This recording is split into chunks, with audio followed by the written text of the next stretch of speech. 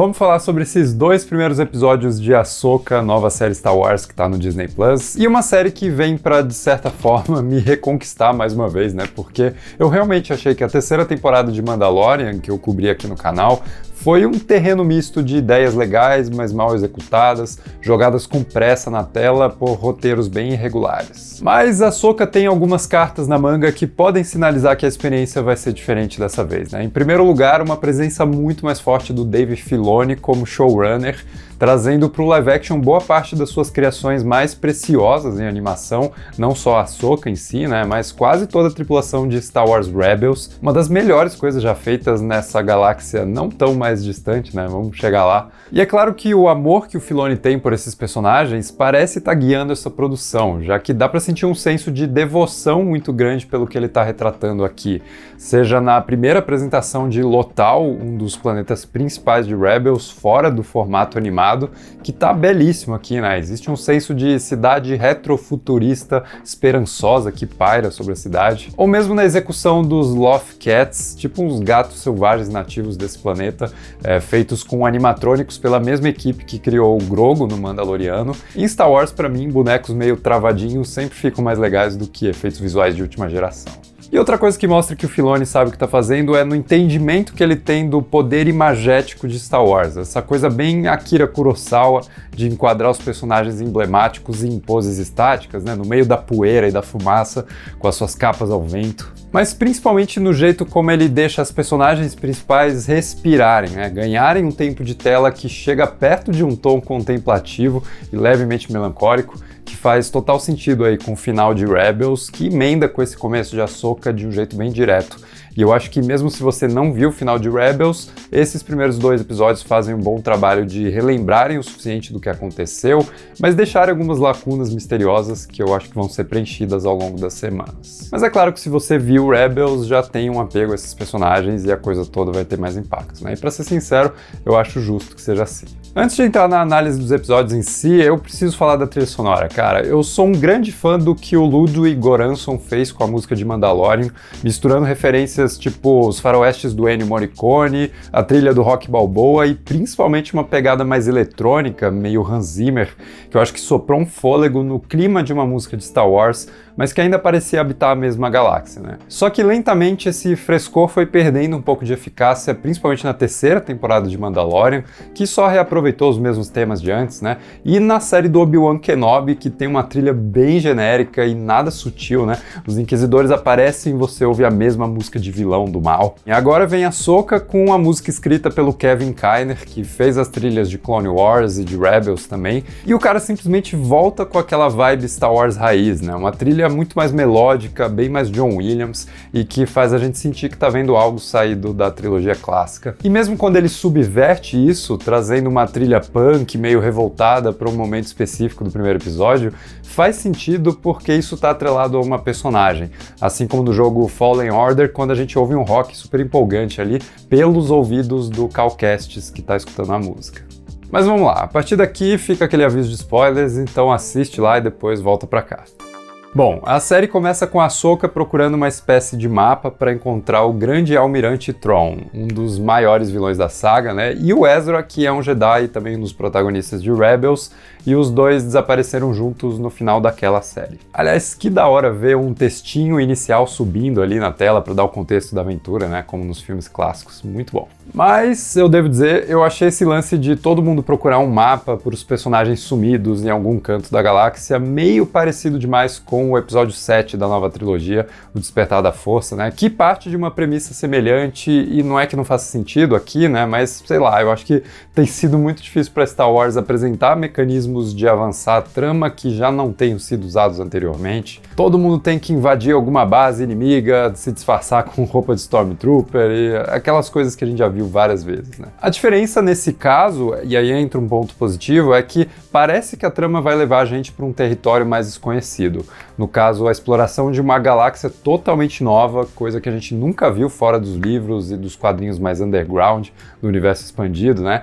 E essa ideia, que é mencionada aqui como o caminho de Perídia, faz a gente pensar nas ideias mais mirabolantes que já apareceram nesse universo. Eu penso muito nos Yuuzhan Vong, né, invasores fanáticos de outra galáxia que desprezam os aparatos tecnológicos e são completamente imunes à força, coisa que até faria sentido porque esses primeiros episódios deixam claro que talvez a trama principal da série seja sobre a Ahsoka treinando a Sabine como Jedi.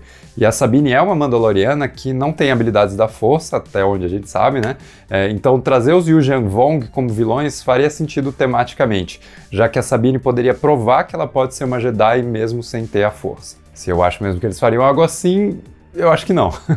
Mas vamos ver. De qualquer forma, eu curto que a porta esteja aberta para coisas diferentes e ainda mais alienígenas em Star Wars, né? Talvez puxando até para um lado mais de ficção científica mesmo. Eu mencionei no começo do vídeo que a série vai com calma, que ela respira um pouco mais, e isso também é um grande acerto. A terceira temporada de Mandalorian parecia ser exibida na velocidade 2.0, e isso me incomodou bastante, cara, porque eu gosto de sentar com os personagens, de absorver o visual legal dos figurinos, né, dos cenários, ou de simplesmente sentir que eu tô vivendo essa rotina de vida a bordo de uma nave aconchegantemente enferrujada. Agora, eu acho que aqui, cenas assim, mais lentas, né, elas têm servido mais como exposição da trama do que esse lance de viver com os personagens, e a direção dos episódios nem sempre faz algo visualmente estimulante com essas cenas. Eu penso que é uma direção bem básica de plano contra plano, né? Coisa que, assim, fazem o que quiserem, o J.J. Abrams sempre fez muito bem, na minha opinião. Toda cena expositiva que ele dirige sempre tem alguma outra coisa acontecendo e isso ajuda a manter as coisas em movimento, a dar mais dinamismo. E aqui a gente tem um foco maior só nas trocas de diálogos, né? O que lembra mais o estilo de direção dos episódios 1, 2 e 3. E claro, né, a vibe do próprio George Lucas, que é um diretor de linguagem bem convencional, bem clássica, no sentido do naturalismo hollywoodiano, né? Não fazer nada que chame tanto a atenção para não quebrar a aparência de realismo da narrativa. Isso é um problema? Não, é só uma observação e nesse caso aqui, como eu mencionei antes, eu acho que faz sentido que as cenas tenham esse aspecto mais tranquilo, pensando em como as personagens têm vivido de um jeito mais introspectivo. Vamos falar delas então, já que esse trio Ahsoka, Sabine e Hera parece ser o trio de protagonistas da história e assim, cara, como é legal ver essas grandes heroínas de Star Wars receberem o comando de uma série desse tipo, mesmo que a transição de animação para live action pareça um pouquinho engessada, de um jeito talvez intencional. Sei lá, eu senti que as atrizes estão buscando uma interação mais natural, mais envolvente, que ainda não apareceu porque as personagens estão meio distantes no começo da história. Eu imagino que ao longo dos episódios a gente vai ver elas encontrarem uma dinâmica mais relaxada, mais íntima, à medida em que elas precisarem depender mais uma da outra para resolver os problemas que forem aparecendo. Mas já dá para ver traços importantes de cada uma, né? O jeito como a Hera é a figura conciliadora, que sempre foi quem segurou as pontas da tripulação de Rebels, e aqui ela faz o mesmo, aproximando a Ahsoka e a Sabine, e a atriz Mary Elizabeth Winstead consegue transmitir uma serenidade muito importante para esse papel de líder do grupo, né?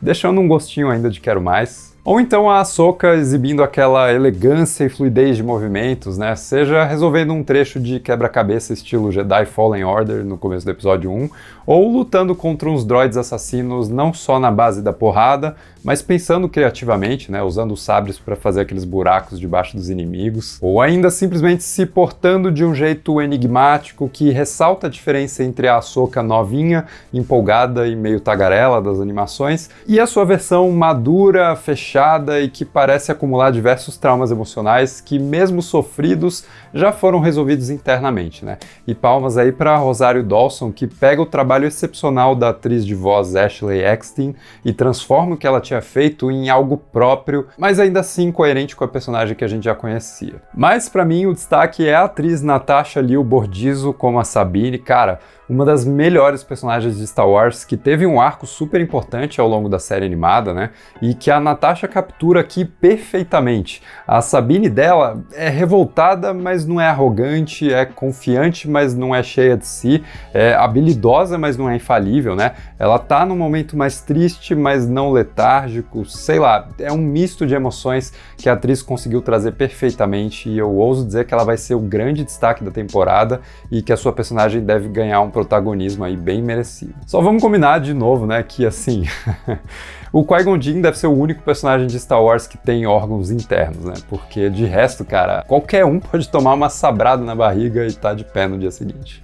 Fora isso, os vilões interpretados pelo Ray Stevenson, né? E, cara, que triste que ele tenha morrido, né? Mas, enfim, ele tem uma presença muito imponente e eu diria até uma presença nobre que me intrigou, enquanto a sua aprendiz aí, interpretada pela atriz Ivana Sacno, é isso?